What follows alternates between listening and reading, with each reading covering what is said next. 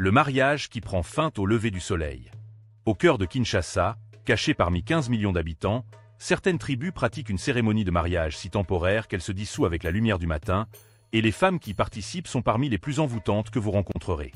Ces femmes congolaises possèdent une beauté qui combine l'élégance de leur héritage ethnique diversifié, une peau qui va de l'acajou profond à l'ébène riche, des corps sculptés par une culture qui célèbre les courbes et la féminité, et des yeux qui portent la sagesse des traditions anciennes mélangées à l'ambition moderne.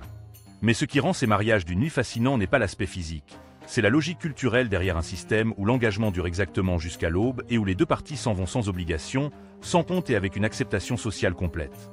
Il ne s'agit pas de rencontres occasionnelles ou d'aventures d'un soir de style occidental. Il s'agit d'une pratique traditionnelle sophistiquée avec des règles, des rituels et des objectifs que les anthropologues débattent encore. Comprendre pourquoi cela existe dans l'une des plus grandes villes d'Afrique nécessite de plonger dans la culture congolaise, la collision entre les traditions tribales et la modernité urbaine, et une vision des relations qui remet en question tout ce que la société occidentale enseigne sur l'engagement. L'immense territoire du Congo, au cœur de l'Afrique. La République démocratique du Congo domine l'Afrique centrale en tant que deuxième plus grand pays du continent, s'étendant sur 2,3 millions de kilomètres carrés de terrain incroyablement diversifiés. Le pays est situé presque parfaitement au centre de l'Afrique, bordé par 9 nations. La République du Congo, la République centrafricaine, le Soudan du Sud, l'Ouganda, le Rwanda, le Burundi, la Tanzanie, la Zambie et l'Angola. Cet immense territoire contient le fleuve Congo, le fleuve le plus profond du monde et le deuxième après l'Amazonie en volume de débit, créant un réseau de transport qui a façonné le développement des tribus et des cultures. La forêt tropicale du bassin du Congo, la deuxième plus grande forêt tropicale après l'Amazonie, couvre une grande partie du territoire nord avec une jungle si dense que des tribus entières sont restées inconnues du monde extérieur jusqu'à ces dernières décennies. Kinshasa, la capitale, s'étend le long de la rive sud du fleuve Congo, directement en face de Brazzaville, créant le seul endroit sur Terre où deux capitales nationales se font face à travers un fleuve. La ville compte environ 15 millions de personnes, ce qui en fait la troisième plus grande zone urbaine d'Afrique. Les femmes qui définissent les normes de beauté congolaises. Les femmes congolaises, en particulier celles de Kinshasa, ont développé une réputation à travers l'Afrique pour leur beauté saisissante, leur sens impeccable de la mode et leur indépendance farouche. Le pays contient plus de 200 groupes ethniques, créant une diversité génétique qui a produit une incroyable variété de traits physiques. Les groupes dominants autour de Kinshasa comprennent les peuples Congo, Tek et Imbu, chacun contribuant à des traditions esthétiques distinctes. Les femmes congolaises mettent l'accent sur des coiffures élaborées, des tissus colorés appelés pagnes, et une conscience de la mode qui fait de Kinshasa l'une des capitales du style en Afrique malgré la pauvreté généralisée. Mais sous la surface glamour, les femmes congolaises font face à d'extrêmes difficultés économiques. Le revenu moyen à Kinshasa se situe autour de 100 à 200 $ par mois, soit 90 à 180 €, ce qui oblige à des stratégies de survie créatives qui incluent les arrangements de mariage temporaires que les étrangers trouvent choquants. La géographie de chaos et de vitalité de Kinshasa. Kinshasa s'étend sur 24 km le long du fleuve Congo, s'étendant vers l'intérieur dans un étalement non planifié qui a englouti les villages et les terres agricoles environnants. La ville se divise grossièrement en deux zones. Le centre-ville relativement organisé, appelé la Gombe avec ses bâtiments de l'époque coloniale et ses ambassades, et les vastes communes populaires où la majorité vit dans des colonies informelles avec des infrastructures limitées. Le fleuve Congo domine tout, mesurant plus de 11 km de large à Kinshasa, rempli d'îles et de rapides dangereux.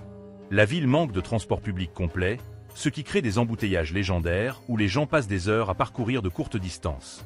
Les marchés remplissent des quartiers entiers, comme le massif marché central où tout, de la nourriture à l'électronique en passant par les médecines traditionnelles, est vendu dans un chaos organisé.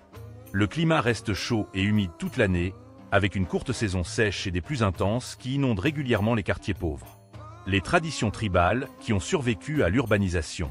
Comprendre le mariage d'une nuit nécessite de comprendre comment des centaines de cultures tribales distinctes sont entrées en collision dans l'urbanisation rapide de Kinshasa. La ville est passée de 400 000 habitants en 1960 à plus de 15 millions aujourd'hui, alors que les gens fuyaient la pauvreté rurale et des décennies de conflits. Ces migrants ont apporté leurs coutumes tribales, leur langue et leurs traditions matrimoniales dans un environnement urbain où les structures traditionnelles se sont effondrées. Dans les milieux villageois traditionnels, les mariages impliquaient de longues négociations entre les familles, des prix de la mariée payés en bétail ou en biens, et des liens permanents qui unissaient les clans. Mais dans le chaos de Kinshasa, où la pauvreté rend le mariage traditionnel économiquement impossible pour beaucoup et où les structures familiales traditionnelles se sont dissoutes, des arrangements alternatifs ont émergé.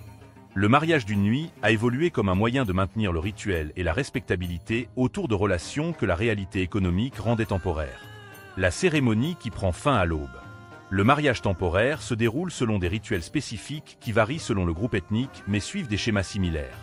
Le couple, souvent présenté par des amis ou de la famille mutuelle, accepte une union d'une nuit avec la pleine connaissance de sa nature temporaire. Une petite cérémonie a lieu, généralement le soir, avec des témoins présents et parfois une bénédiction d'un aîné ou d'un chef spirituel. Le couple échange des vœux simples reconnaissant la nature temporaire mais promettant respect et attention pour la durée.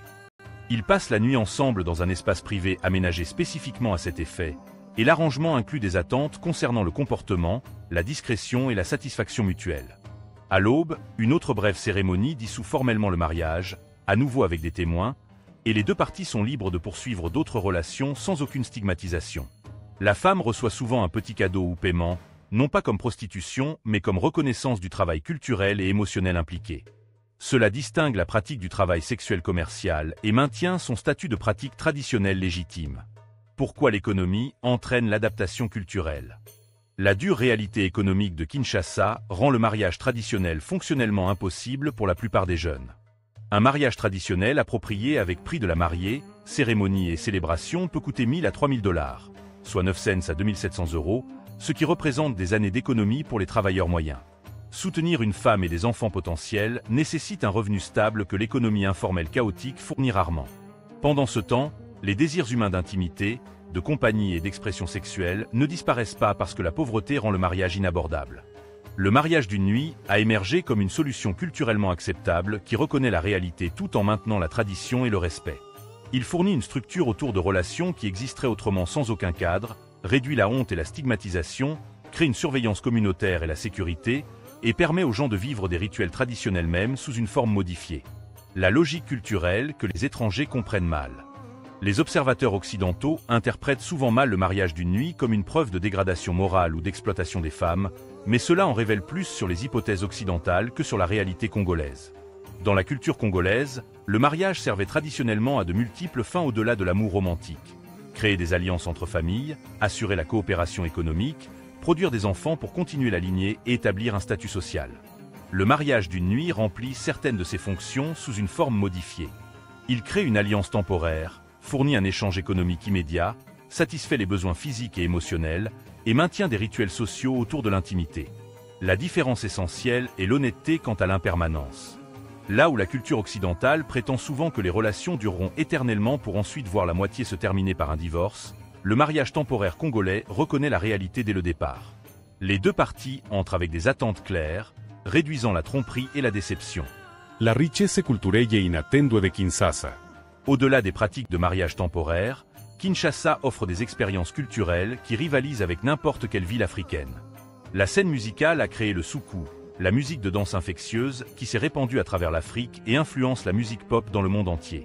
Le mouvement des sapeurs, des hommes qui s'habillent avec une mode de créateurs extravagante malgré la pauvreté, démontre l'engagement congolais envers la dignité et le style, quelles que soient les circonstances.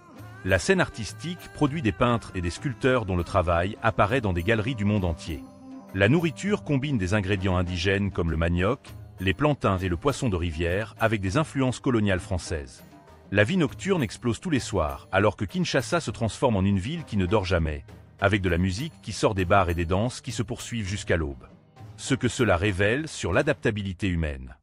Le mariage d'une nuit à Kinshasa démontre la remarquable capacité de l'humanité à adapter les pratiques culturelles aux circonstances changeantes.